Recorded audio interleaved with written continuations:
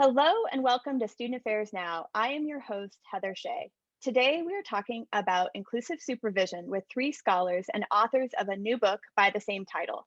I am thrilled to be joined by three dynamic individuals to discuss today's topic. Student Affairs Now is the premier podcast and learning community for thousands of us who work in, alongside, or adjacent to the field of higher education and student affairs.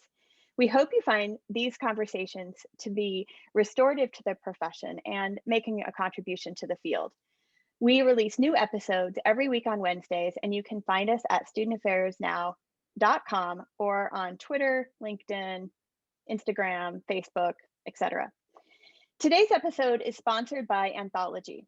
Is your goal to engage in effective assessment, boost data fluency, and empower staff with strategic data collection, document analysis, and use of results for change?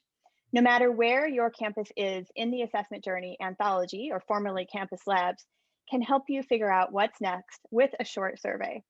You'll receive customized results and tailored recommendations to address your most immediate assessment needs. Learn about how Anthology's products and expert consultation can empower your division with actionable data by visiting campuslabs.com/SA-now. As I mentioned, I am your host, Heather Shea. My pronouns are she, her, and hers, and I am broadcasting from East Lansing, Michigan, near the campus of Michigan State University. MSU occupies the ancestral homelands of the Anishinaabe, Three Fires Confederacy of Ojibwe, Ottawa, and Potawatomi peoples. Welcome to the three guests today. Let's get on to our conversation. So in today's episode, we are going to explore the concepts presented in a new text. Mapta Madhwani Akapati says about the book in the foreword, this is more than just a scholarly text. This is more than a supervision primer. It is an invitation for us to model our highest values through our most meaningful spheres of influence, the relationship between supervisor and supervisee. Welcome to the conversation, Amy, Carmen, and Matthew. I'm so happy that you could be here with me today. So as each of you introduce yourselves, share something about your pathway to your current role and your areas of responsibility within student affairs and higher education. And Amy, I'm going to start with you. Sure. Thanks, Heather. And hello, everyone. My name's Amy Wilson, and my pronouns are she, her, hers. I'm an associate professor at Buffalo State College and currently serving in the chair role of the Higher Education Administration Department. Prior to making my transition to a full-time faculty role, my career really centered in student leadership and engagement. For many years, I had a few years in campus activities and a fewer years in residence life, which is where I first met Heather many years ago. I made the transition in 2012 to full-time faculty after really recognizing that my true passion surrounded educating and particularly educating new professionals in the field. So being a faculty in a professional preparation program has really been a dream come true. Excellent. Thanks so much for being here, Amy. I appreciate you joining us today here on Student Affairs Now. Carmen, welcome. Hello and welcome everyone. My name is Carmen McCallum and I'm an associate faculty member at Eastern Michigan University. I'm currently teaching in the leadership and counseling program. I'm very excited to be here with all of you today to discuss the book.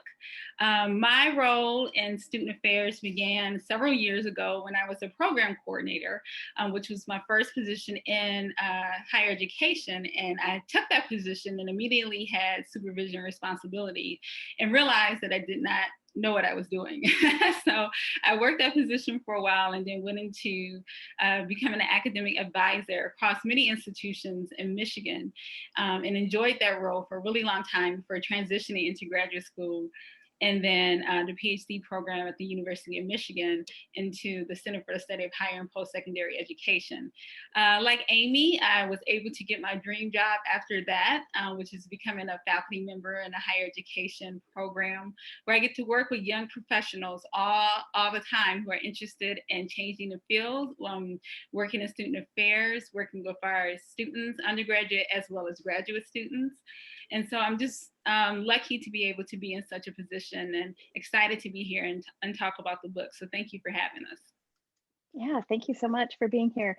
Matthew, welcome to Student Affairs Now. Hi, Heather. Thanks for having us and welcome everyone. My name is Matthew Shupp. My pronouns are he, him, and his, and I am an associate professor in the Department of Counseling and College Student Personnel at Shippensburg University, and I am the coordinator of our College Counseling and Student Affairs program. Prior to my role as a faculty member, I'm currently in my 8th year. Prior to that role, maybe unlike Amy, I grew up in residence life and housing and spent a significant amount of time working and living in residence halls. And I had spent about a decade postmasters in a variety of institutions.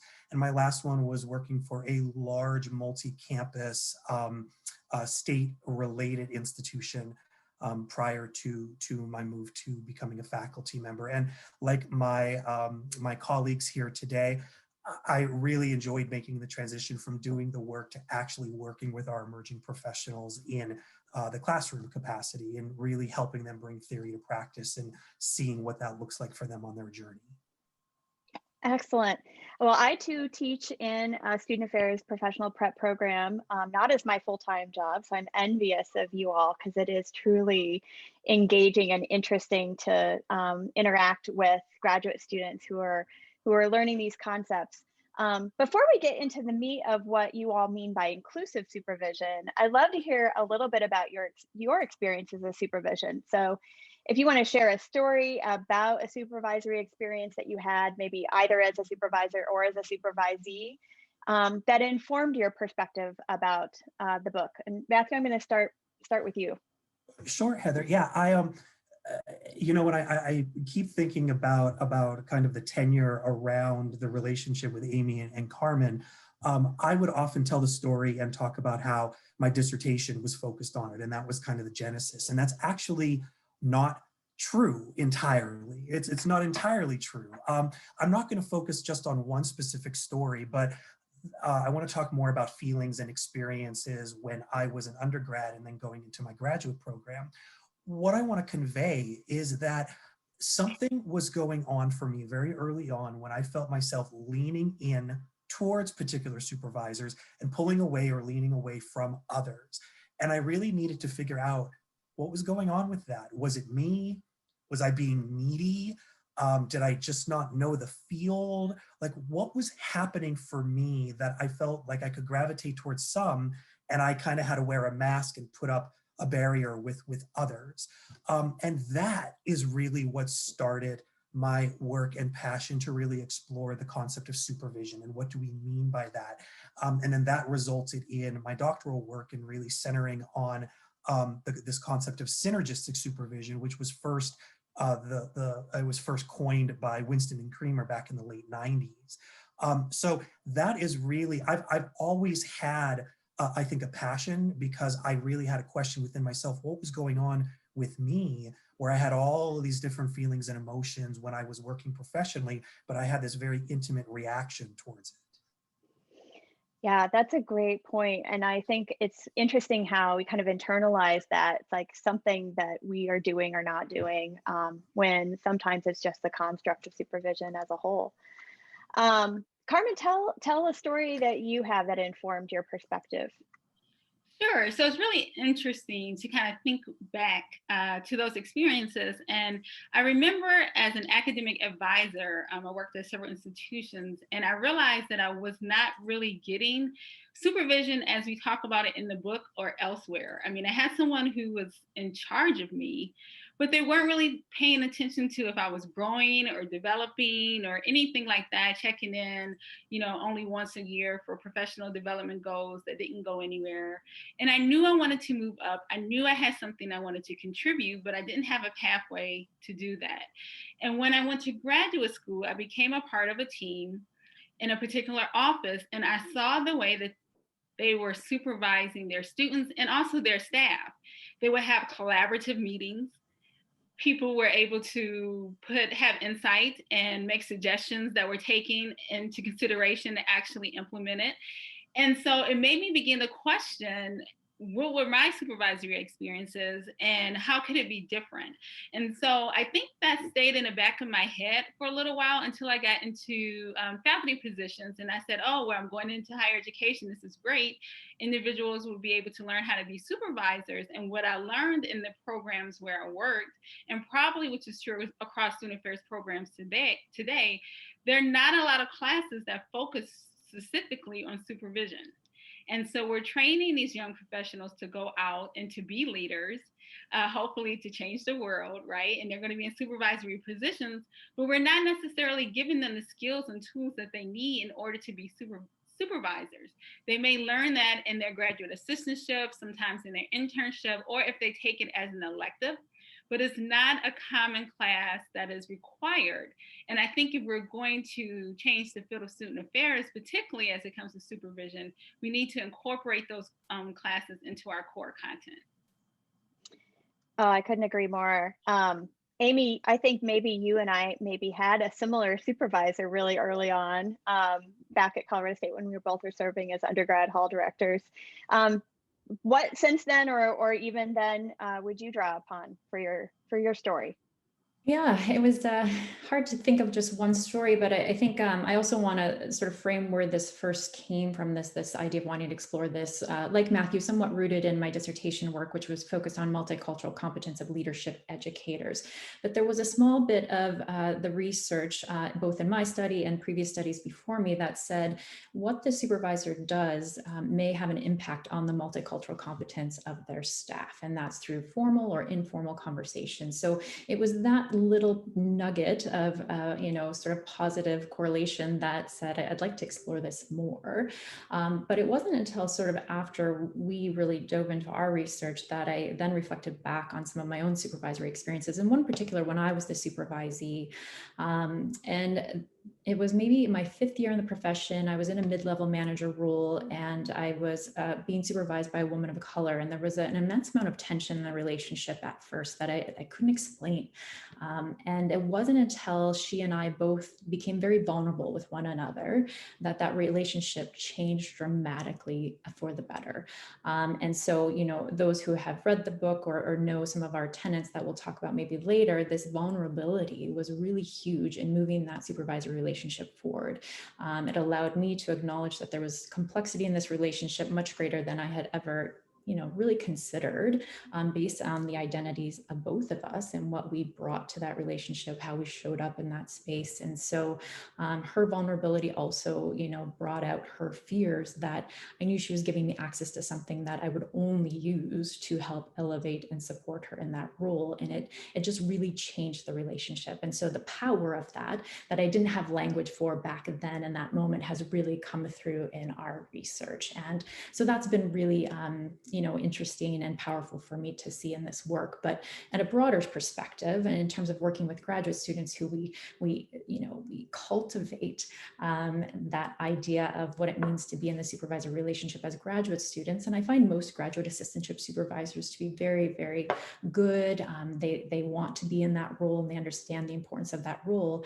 And a year or two later, when you meet those graduate students who are now in their first year or two in the profession, there's just a life that is stifled in them. And it seems that when you step into a professional role, it's suddenly an expectation of not who you are, but what you can do. And we forget this idea of holistic development that we value as a profession when we're working with students and graduate students, but we don't necessarily apply that same philosophy to our work with our staff. And I really think that's one of the points that I like to draw out from our study, is that we really need to adopt that same philosophical value, not just in advising, but in supervising as well.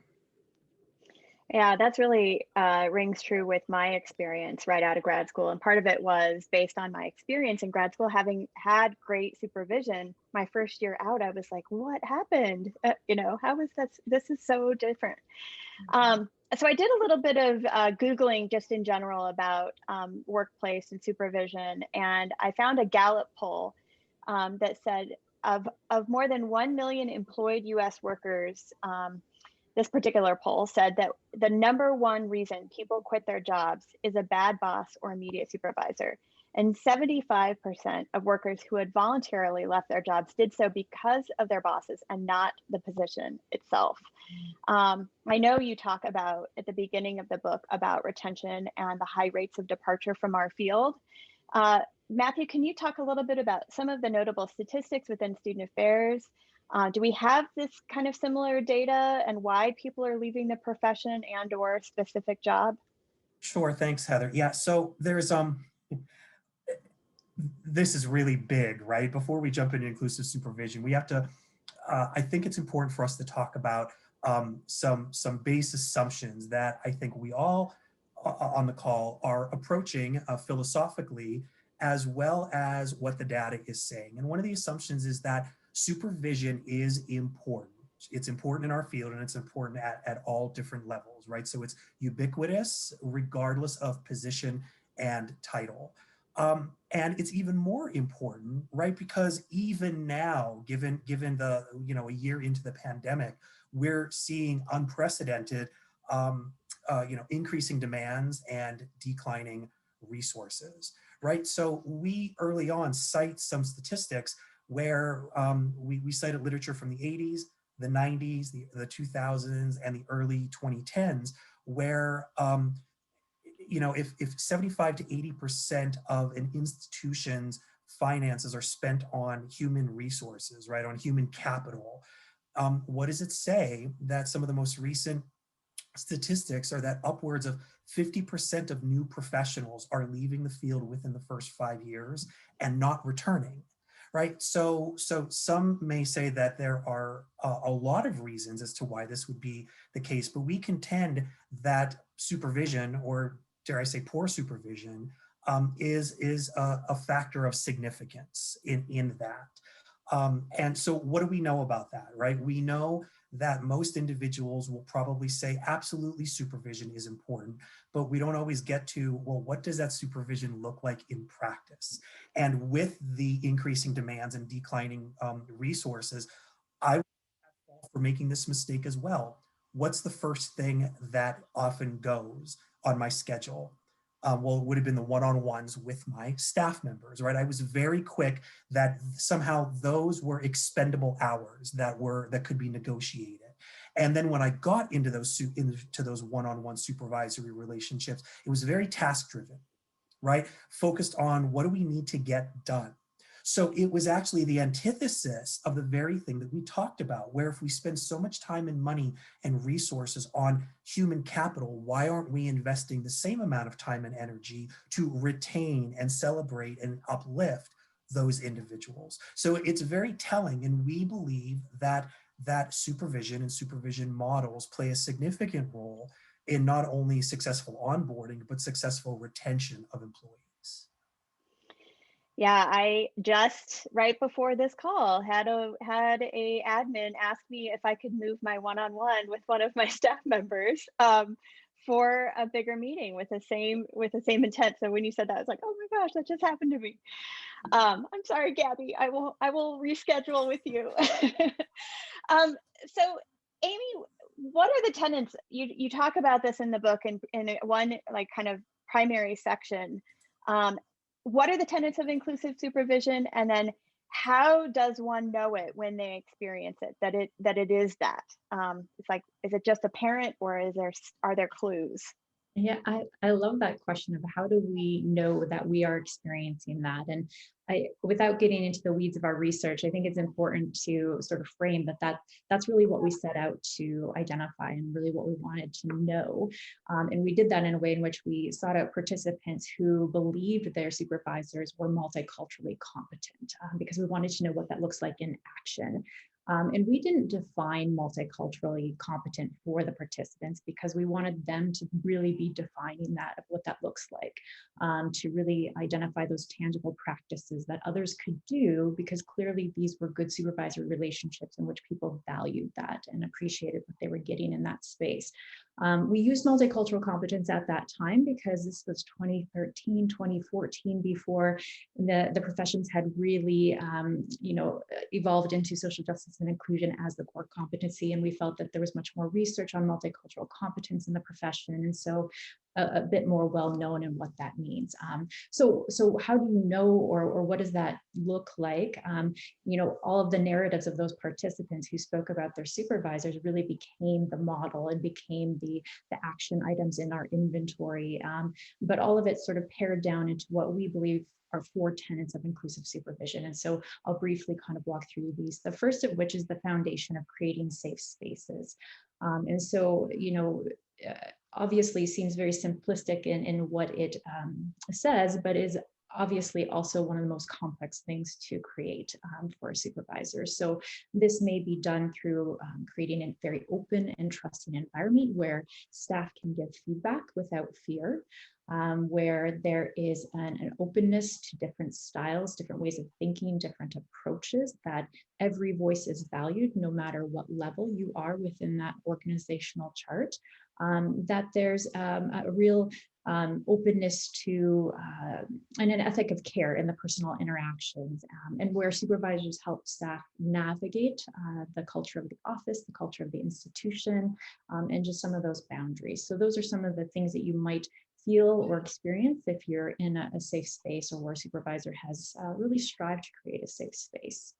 The second tenet I did allude to earlier with respect to cultivating holistic development. And so much like we do with our students, as we think about them being these complex beings, we talk about the various dimensions of identity, and supervisors who acknowledge those dimensions, who welcome and celebrate those dimensions where appropriate.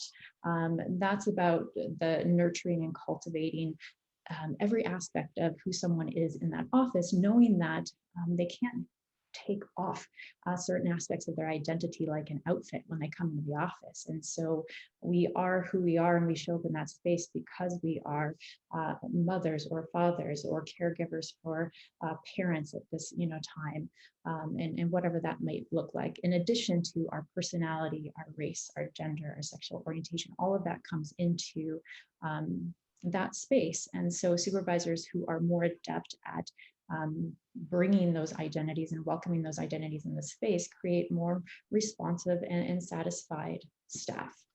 The third tenet is demonstrating vulnerability, which I alluded to a little bit with my own personal story as well, that I think when we heard the narratives of our participants and started pulling that out, this was one that I was most surprised by for some reason, because as we looked for people who were multiculturally competent, the consistent narrative was that these supervisors were seen as extremely competent, first and foremost, because they were willing to acknowledge that they didn't know everything.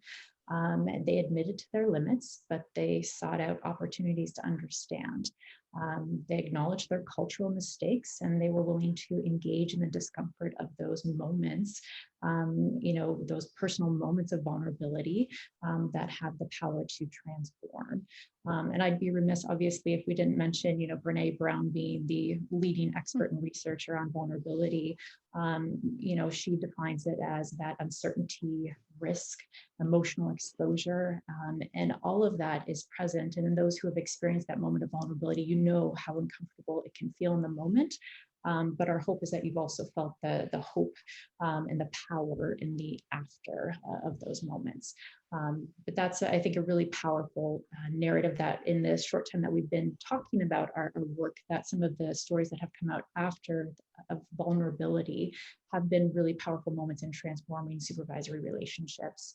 And then finally, the fourth tenet is building capacity in others, which we identify as both an action of inclusive supervisors, but also an outcome of inclusive supervision. So when your supervisor actively invites and welcomes conversations about social justice and inclusion, or focuses professional development, professional goal setting around enhancing your competency in this area, genuinely models inclusiveness in every action and interaction, they're both intentionally and unintentionally building your capacity to do the same. And so this becomes, I think, the imperative for our profession as we seek to change our campuses. Sometimes that can seem overwhelming. And as one colleague we spoke with recently, she talked about the impact of the book for her was recognizing where her impact could be felt. And that's starting with her staff and modeling these actions, and hopefully having that ripple effect And that's why it's so important that it's not just a model for graduate student supervision or a model for entry-level supervision, but really wanting to echo that the model is important at all levels of supervision. Yeah, I think this model has transcends also student affairs. And I think there's so many pieces of it that are valuable beyond as well. Carmen, what are some of the barriers then of inclusive supervision? Mhm. So, as Amy clearly laid out the tenets, I think thinking about some of the barriers really starts from up top in the environment of the space. And so you have to establish a culture of wanting to have inclusive supervision, wanting to be a space where you can create safe spaces and demonstrate vulnerabilities and things of that sort. And so you have to start there. If you're not willing to create that space, for your individuals and for yourself, then that can be considered a barrier to inclusive supervision. Another barrier would be lack of vulnerability. So, as Amy mentioned, having vulnerability is one of the tenets and one of the strengths. And as Brene Brown said, a lot of times people think of vulnerability as weakness, but it's actually probably the most powerful thing you can do. And so, when a supervisor is not willing to be vulnerable, when they're not willing to admit that they made a cultural mistake or that they don't know everything, it creates a barrier to being able to have inclusive supervision, which then leads to another barrier, which is trust. And so you have to create an environment where mistakes are not met with punitive responses. So if I am a supervisee and I'm not understanding something or I make a mistake and that's penalized in some kind of way, then I'm going to be less likely and less willing to come forward and talk to you and have a conversation about what happened and how to approach the situation differently, because that trust is not in that relationship. So it really starts by creating a culture that wants to work towards being inclusive. Something I was in another conversation about another concept, but I think it's very similar, that inclusive supervision is a destination with no ending. So it's not like you wake up one morning and you decide, I'm an inclusive supervisor. You may be able to work some of the tenets, you may be able to embody some of the principles, but you should constantly be working towards being an inclusive supervisor as long as you are a supervisor. And that's at all levels. So beginning, mid-level, or all the way up to VP or president of the university. We should all be working to work towards these tenets and these principles if we want to create an environment where everyone feels comfortable. I want to pick up on that last point, because when I was thinking about this concept and prepping for our conversation today, I was thinking a lot about my own career. I've been in student affairs for 20 plus years, and I guess by some standards we can be considered successful.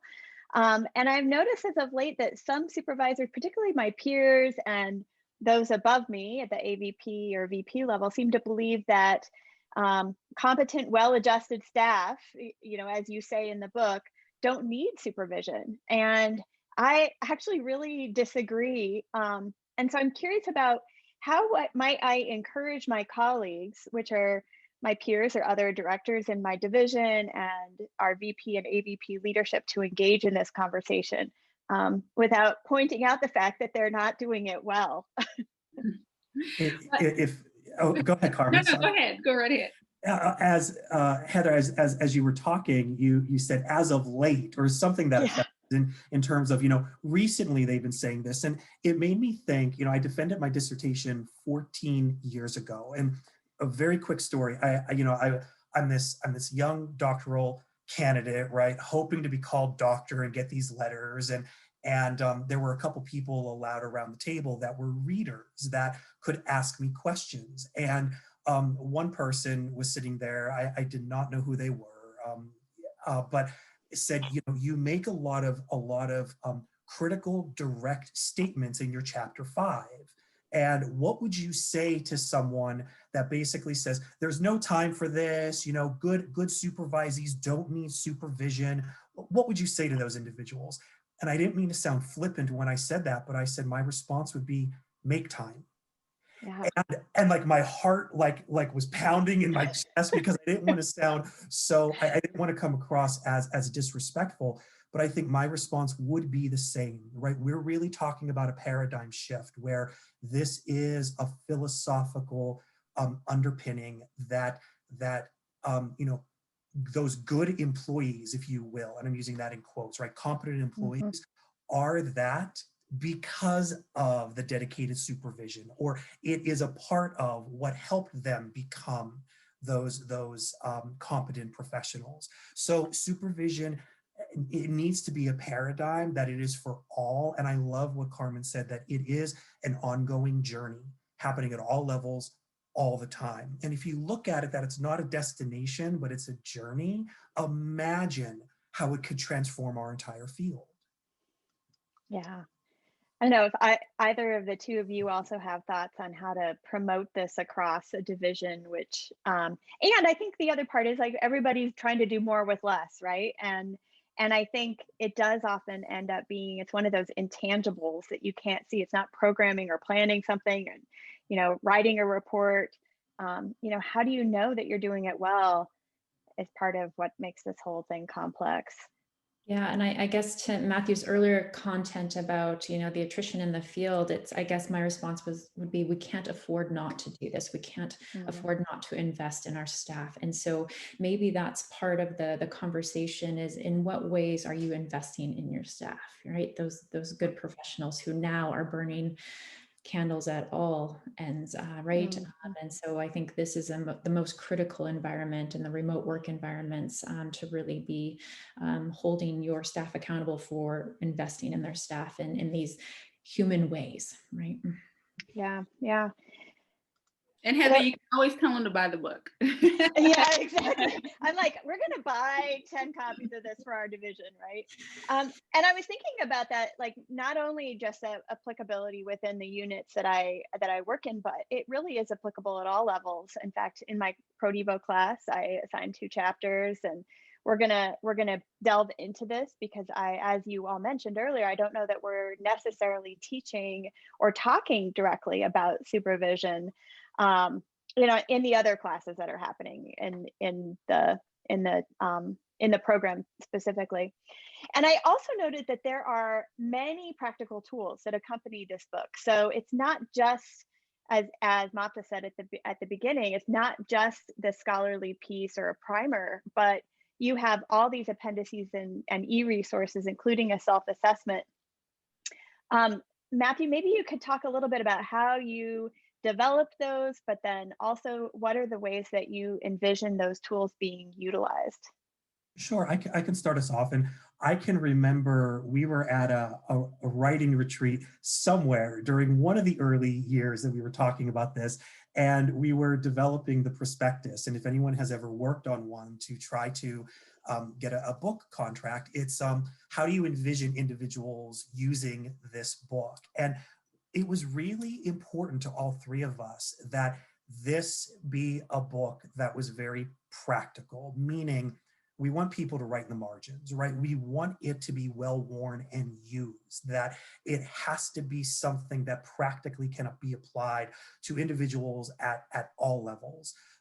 So you made mention of the resources, and there are quite a few specifically targeted in each of the chapters talking about each of the 4 tenets, but there's also 2 chapters that focus specifically on case studies at a variety of levels. And the first chapter that we talk about, there's case studies, and then we kind of talk about how we might theoretically reflect upon it and maybe take a particular approach. But then the next chapter is just case studies where we then have guided questions at the end to help folks think through what they might do.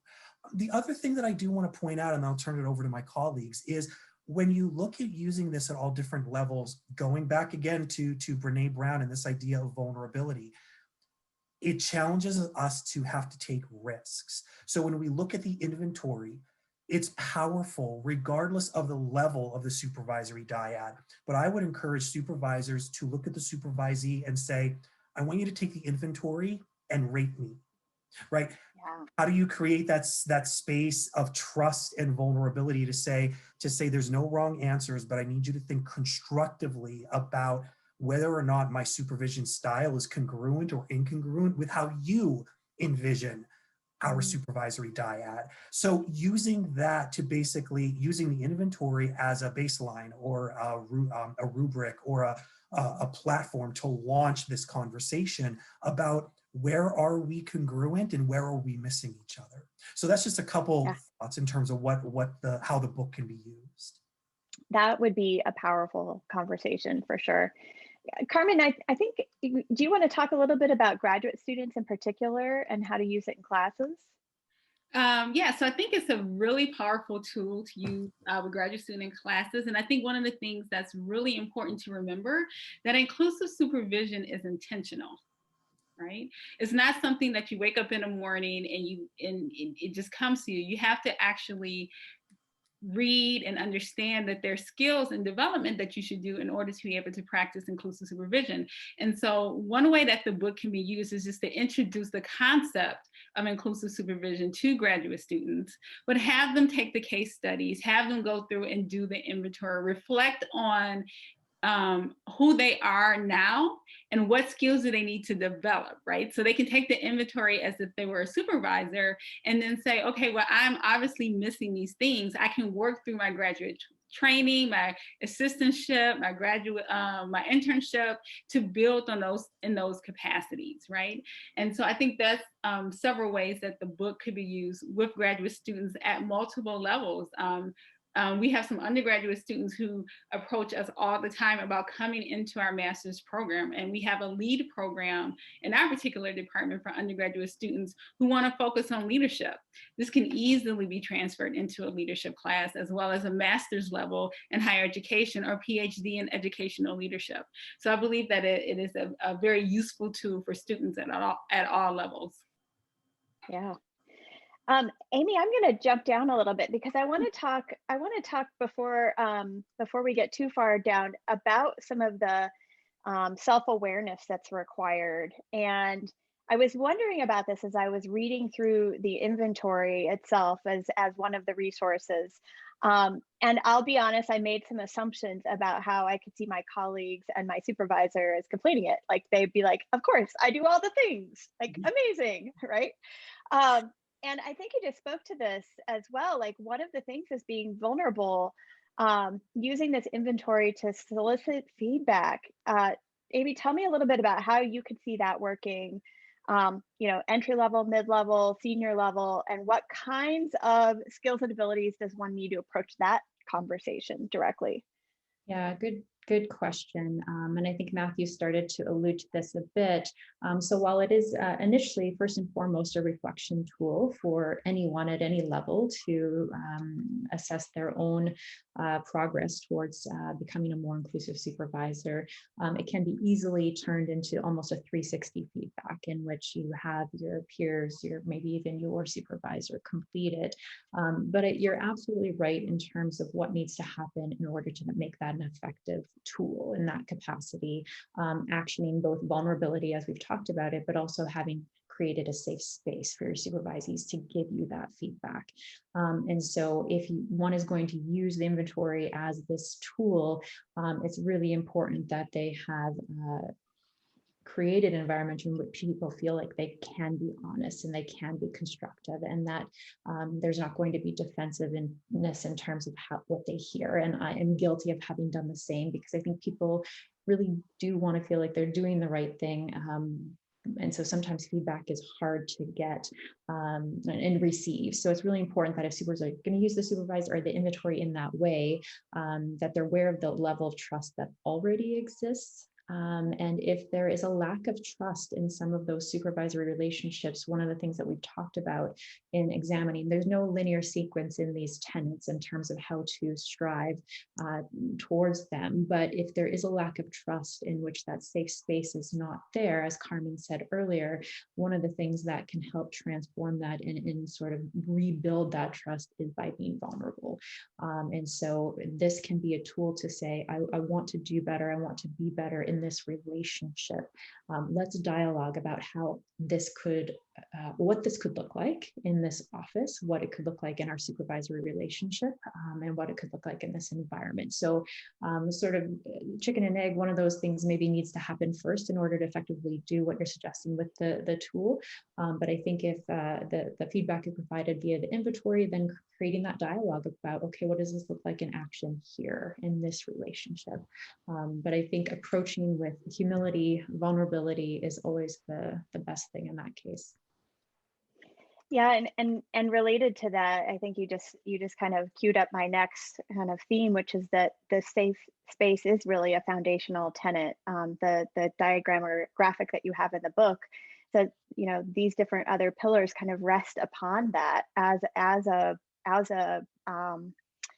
the lower level, right, and the most important kind of foundational piece.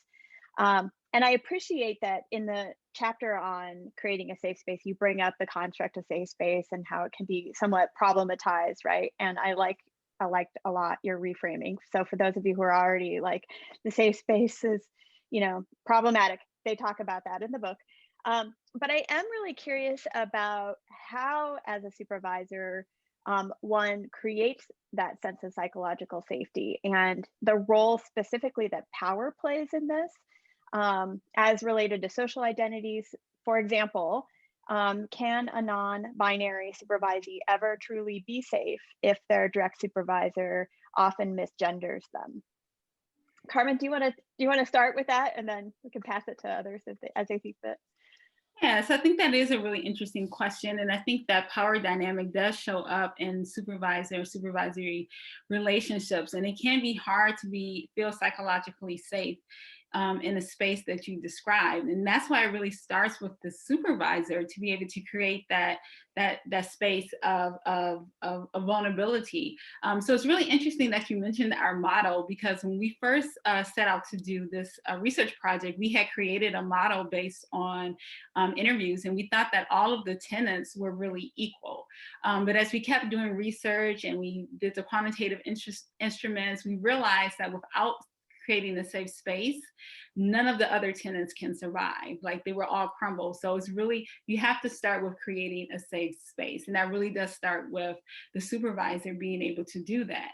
So if you're a supervisee and you're in a space where you're not feeling safe psychologically, you have to, I guess the best way is to find an environment where you are, right? Mm-hmm. For myself, when I was working as an academic advisor, I wasn't getting what I needed in my department. I found it elsewhere in another department, right? So you may have to find those safe spaces elsewhere if your department that you're in is not willing to make changes in order to cultivate such safe spaces. But being able to use your own power that you have in the space that you have in order to do that for yourself or others. Colleagues, want to? Yeah, I guess the only thing that I would add, and everyone sometimes has to be sort of a judge of a person's heart and their actions, and to know that as a supervisor, I have made cultural mistakes in the past, and all I could do was apologize and strive to do better and be better. And so in the example in which you gave, if that supervisor's not trying, right, not trying hard enough to learn on those mistakes and to be better, then I think Carmen's point is astute. There's only so much that supervisees can do in these situations, but we do make the point in the very last chapter that while this book is intended for supervisors to really think about their own philosophical approach to supervision, that supervisees can learn something from this as well in terms of how to build a relationship with a supervisor. And so, as I said, vulnerability on my part as a supervisee helped transform the relationship with my supervisor. And so sometimes it's a willingness to engage deeply in that relationship that can really propel it forward. But sometimes it does take an initiative by a supervisee to be the first just to step out. Yeah, it's really tough. So this has been such a fabulous conversation, and I always wish we had more time. So as we conclude every episode of our podcast, we always ask this question. So our podcast is called Student Affairs Now. I'm curious what each of you are pondering, questioning, troubling, where you're taking this research next. And if we could each share something, that would be awesome. And Matthew, I'm going to start with you. Sure, Heather, thanks. And I think I just want to start off where I'm at is I'm grateful. I'm grateful for this opportunity. I'm grateful for people that are listening, because I think it shows an investment of us wanting to continually do better. So if you are a supervisor, thank you. Thank you for looking inward. If you are a supervisee, thank you for the work that you do, primarily probably because you're in some capacity on the front line. So I'm sitting, I think, in gratitude right now. But I'm also very excited because we're kind of on, I don't know, Inclusive Supervision 2.0, I guess, if you will.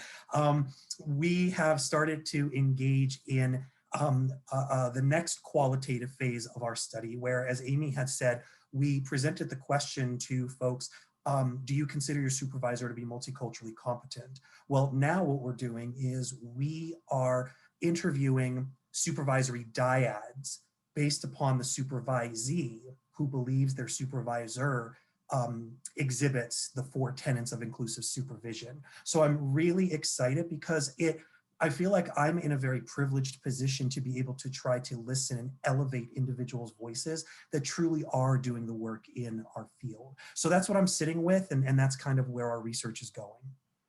That is so exciting. I love paired reflection opportunities, because I think that reflection that happens in community is really powerful.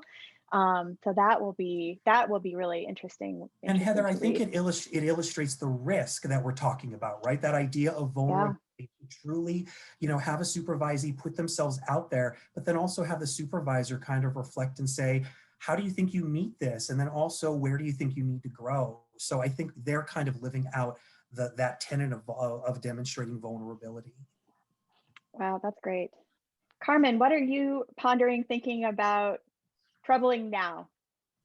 So it's really interesting, as Matthew talked about our next research project 2.0, we pondered back and forth what that should be. And so I am really excited about what's coming up with that. But also when we get to 3.0, where we get to take a deeper dive into some of the tenets. And so we know that vulnerability is something that is definitely part of inclusive supervision. And part of that is acknowledging your limitations. But what does that really look like? Like, is it more detailed? Is it more nuanced?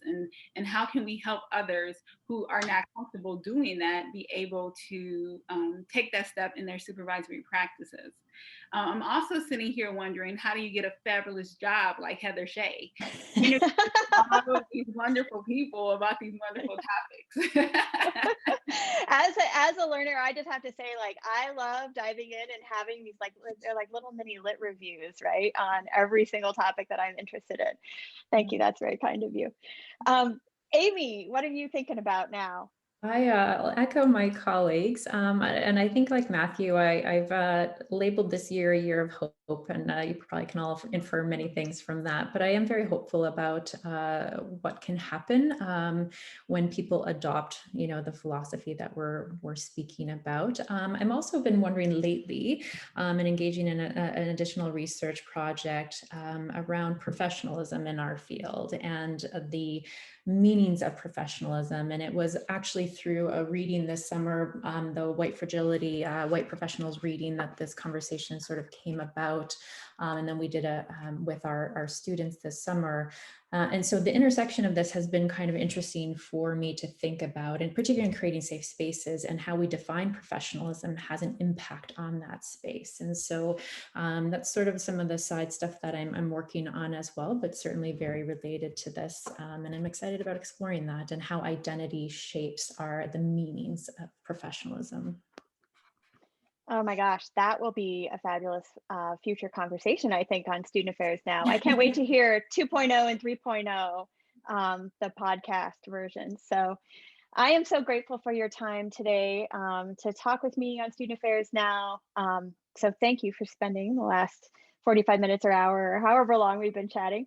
And also thanks to our sponsor, Anthology. For those who are listening, you can receive reminders about Student Affairs Now and all of the great episodes by subscribing to our newsletter. Our archives are growing, I think we're at 25 or so episodes, and you can find the complete list at studentaffairsnow.com. To subscribe to the podcast, just go to whatever place you get your podcast on, iTunes or Stitcher or wherever. And you can also subscribe to our social channels. This might be cheesy, but if you leave a 5-star review, it really helps elevate the conversation and build a community. Again, I'm Heather Shea. Thanks to all of our fabulous guests, everybody who's watching and listening. Make it a great week, everyone.